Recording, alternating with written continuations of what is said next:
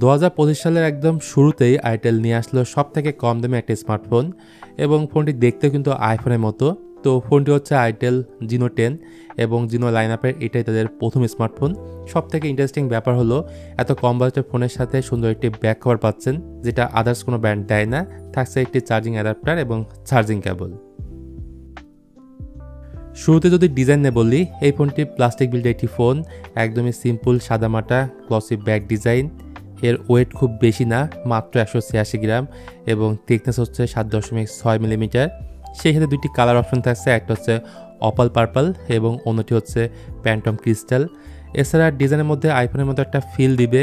ভালো বিষয় হচ্ছে ফোনটার ডান দিকে থাকছে পাওয়ার বাটন, যেটা একই সাথে ফিঙ্গারপ্রিন্ট স্ক্যানার হিসেবে কাজ করে। বাম দিকে থাকছে সিম কার্ড স্লট, এতে দুটি সিম প্লাস একটি মেমোরি কার্ড ইউজ করা যাবে। আর ফোনটার নিচ দিকে থাকছে USB type C port, 3.5 millimetre headphone Jack, primary microphone এবং স্পিকার গ্রিল। সো আশা করা যায় এই ফোনটার ডিজাইন নিয়ে আপনি হ্যাপি থাকবেন।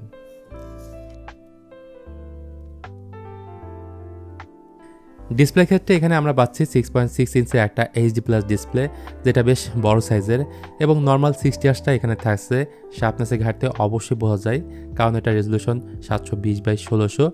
এটার ব্রাইটনেসটা আসলে কত নিটস সেটা জানা সম্ভব হয়নি, তবে ভি শেপ বা অটোড্রপ নসের মধ্যে থাকছে ডায়নামিক বার, যেটা ডে টু ডে লাইফে বেশ কাজের একটা জিনিস। সংক্ষেপে আমরা নোটিফিকেশন বারও বলতে পারি। যাই হোক, ইনসাইড যদি বলি, এই ফোনে সেই লেভেলের স্পেসিফিকেশন কিন্তু থাকছে না। এতে র্যাম অ্যান্ড ইন্টারনাল স্টোরেজ থাকছে 364 এবং 464 জিবি, তবে এতে ভার্চুয়াল র্যাম বাই নেওয়ার সুযোগ থাকছে।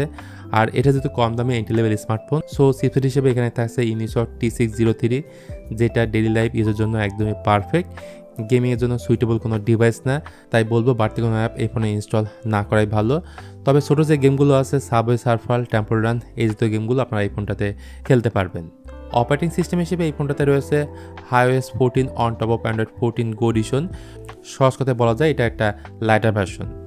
ব্যাটারিটা বড় আছে 5000 mAh এর, বক্সে থাকছে 10 ওয়াটের চার্জার। সো একবার ফুল চার্জ করতে পারলে একদিন ব্যাটারি ব্যাকআপ পাওয়া যাবে অনায়াসে। ক্যামেরা ইয়ারে দেখলে মনে হবে এখানে তিনটা ক্যামেরা, বাট এখানে অ্যাকচুয়ালি আছে দুইটা ক্যামেরা। একটা হলো 8 মেগাপিক্সেলের মেইন ক্যামেরা এবং অন্যটি এআই ক্যামেরা। তার পাশে আছে LED flash light. Front selfie ক্যামেরাটা 5 মেগাপিক্সেলের। সো কম দামি স্মার্টফোনের ক্যামেরা রেজাল্ট নিয়ে খুব বেশি কিছু বলার থাকে না। তারপরে বলবো ন্যাচারাল লাইটে ছবি তুললে ভালো পিক্সেল আউটপুট পাওয়া সম্ভব। ইভেন 2x সিলেক্ট করে জুম করে ছবি তুললে ছবির কোয়ালিটি খারাপ আসে না। তাছাড়া 1080p 30fps ফোনটার রিয়ার ক্যামেরাতে ভিডিও রেকর্ড করা যায়। তো ইন্ডিয়াতে আইটেল জিনো 10 দুইটা ভেরিয়েন্টে লঞ্চ হয়েছে। 364 জিবির দাম হলো 5999 রুপি এবং 464 জিবির দাম হচ্ছে 6499 রুপি, যেটা বাংলাদেশি টাকায় কনভার্ট করলে দাঁড়ায় 8500 এবং 9200 টাকা। যত জানা গেছে বাংলাদেশেও আইটেল জিনো 10 খুব তাড়াতাড়ি আসতে যাচ্ছে এবং অ্যাফোর্ডেবল প্রাইসের মধ্যেই থাকবে। সো আজকের মতো এই পর্যন্তই, দেখাবে অন্য কোনো ভিডিওতে ভিন্ন কোনো টপিক নিয়ে। সে পর্যন্ত ভালো থাকুন, সুস্থ থাকুন এবং দেখে থাকুন আপনাদের পছন্দের চ্যানেল টেক অ্যান্ড 24।